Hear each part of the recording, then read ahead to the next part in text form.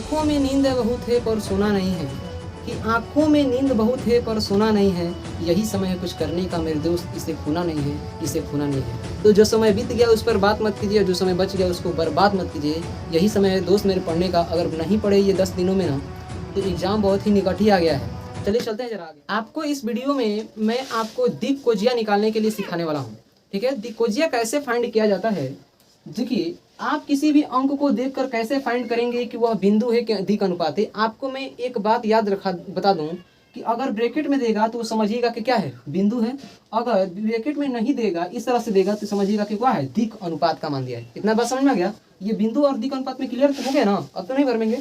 जरा देखिए, दिक अनुपात का मान दिया है 2, 3, 4 और दिक अनुपात को हम प्रदर्शित करते हैं ABC से। यानी कि A का मान दिया है 2, B का मान दिया है 3 और C का मान दिया है 4। हमको क्या फाइंड करना है, तो दिक्कोजिया निकालना है, दिक्कोजिया ज्ञात करना है। तो दिक्कोजिया को हम दिखाते हैं LMN से, इससे LMN से। तो L का मान कितना दिया है, L का मान दिया है हमको, L का मान ज्ञात करना है। तो L का फॉर्मूला होगा A बटे में रूट में A square plus B square plus C square. ठीक है, M इक्वल टू B बटा में रूट में A square plus B square plus C square, N equal to C बटे में रूट में A square plus B square plus C square.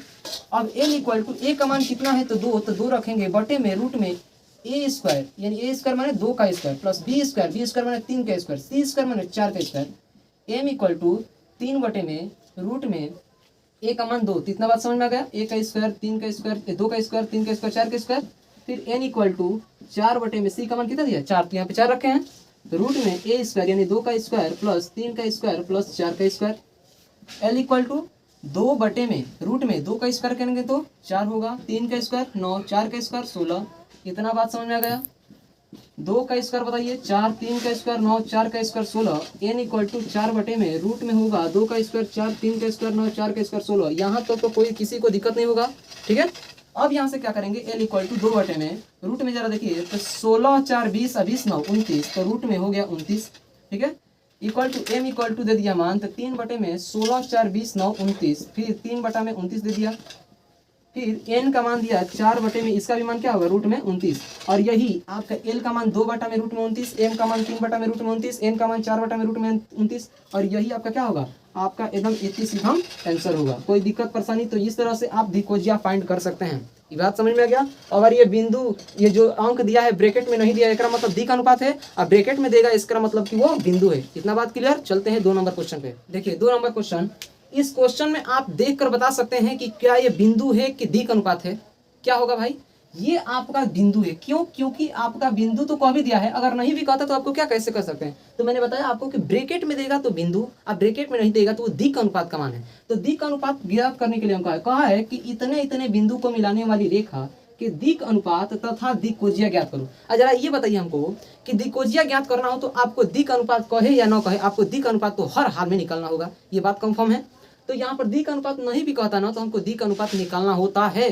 और दिक अनुपात निकालने का एक तरीका होता है, कैसे, तो जरा आइए समझते हैं। जरा ये मान हो गया x1, ये y1 z1, ये हो गया x2 y2 z2, है ना। तो दिक अनुपात A इक्वल टू हम निकालते हैं x2 माइनस x1 से, है ना। तो A इक्वल टू x2 के मान 1 माइनस x1 के मान 7, तो A का मान आ गया -6।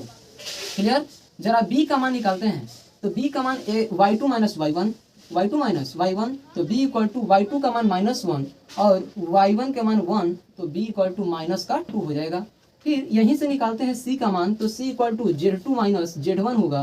तो c इक्वल टू z2 के मान 5 और z1 का मान 2, तो यहाँ से c इक्वल टू 3 हो जाएगा। तो ये जो हमारा ABC का मान निकला, वो ABC का मान का मतलब क्या निकला, दिक अनुपात निकला। और जब दिक अनुपात निकल गया हमारा, तो क्या आप दिक्कोजिया नहीं निकाल सकते हैं। और यही पिछली वाली सवालों क्लासों में, ये पिछली वाला सवाल हुआ कि दिक्कोजिया कैसे ज्ञात करेंगे। यानी कि L इक्वल टू होगा A बटा में रूट में A square plus B square plus C square, M equal to, है ना, M इक्वल टू B बटा में रूट में A square plus B square plus C square. फिर M इक्वल टू C बटा में रूट में A square plus B square plus C square होगा। फिर आगे L इक्वल टू A का मान चूंकि दिया है -6 बटे में रूट में इसका स्क्वायर करेंगे तो -6 का स्क्वायर 36 प्लस B का मान -2 का स्क्वायर 4 और C का मान 3, तो 3 का square 9। M equal to B का मान दिया है -2, तो -2 रखेंगे। रूट में जरा देखिए A स्क्वायर का मतलब -6 का स्क्वायर तो 36 -2 का स्क्वायर 4 और 3 का square 9 comma n equal to C का मान दिया है 3 और रूट में a स्क्वायर का मान दिया है -6 तो -6 का स्क्वायर यही तो नकल करना है, यहीं से छापना है। तो 36 + 4 + 9 हो गया। तो l इक्वल टू हो जाएगा -6, इसको जोड़ते हैं जरा। तो 36 4 40 और 40 9 49 होगा और 49 हो गया रूट में, है ना। फिर m इक्वल टू -2 रूट में हो जाएगा 49, फिर n इक्वल टू 3 बटे में रूट में हो जाएगा 49। कोई दिक्कत? तो यहाँ तक तो सबको समझ में आया होगा। फिर क्या करते हैं कि l इक्वल टू -6 बटा में 49 किसका वर्ग होता है? तो 7। तो यानी कि l का मान निकल गया आपका -6 बटा में 7, है ना। 7 का स्क्वायर 49 होता है, तो 2 बटा में ये 7 हो गया, n इक्वल टू 3 बटे में 7 हो गया। तो ये रहा हमारा एलिमेंट का मान, और एलिमेंट का मान के मतलब कि ये रहा हमारा दिक्कोजिया। दिक्कोजिया इसी तरह से निकाला जाता है। तो दिक्कोजिया निकालने में अब तो आप लोगों को कोई परेशानी तो होगा नहीं। तो इस तरह से आपको क्वेश्चन आ जाएगा कि दिक्कोजिया कैसे फाइंड करना होगा। तो दिक्कोजिया तो आप लोग निकाल सकते हैं।